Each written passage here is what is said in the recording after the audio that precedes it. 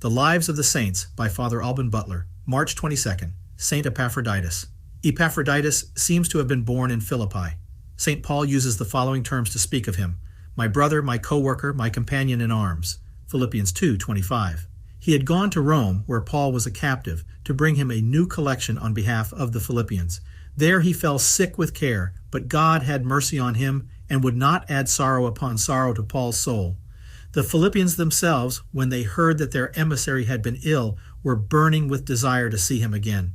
In spite of the emptiness that this would leave in the heart of St. Paul, he did not hesitate for a moment to part from his beloved Epaphroditus, and so he sent him away with a letter to the faithful of Philippi. This letter is like an echo of the conversations between Paul and Epaphroditus. Paul begged his beloved neophytes to receive their fellow countrymen with all joy in the Lord, since in order to carry out the mission entrusted to him, he had found himself on the very brink of death. He gave his life to make up for the care that the Philippians could not give him. Philippians 2:25-30. Apart from this authentic eulogy, we do not possess any other details of Epaphroditus' life. Although all kinds of conjectures have been made about the role he played afterwards, the Roman martyrology makes him a bishop of Terracina, sent to that city by St. Peter.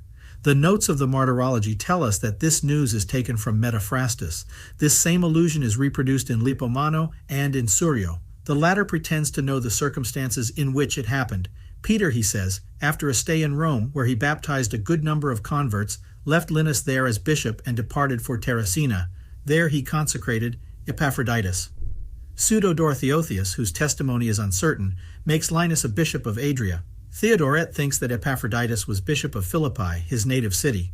Baronius, in his Annales, wonders if we should not admit three personages bearing the name of Epaphroditus, namely the bishop of Terracina, mentioned on March 22nd, the disciple of St. Paul, and finally the bishop of Adria in Syria.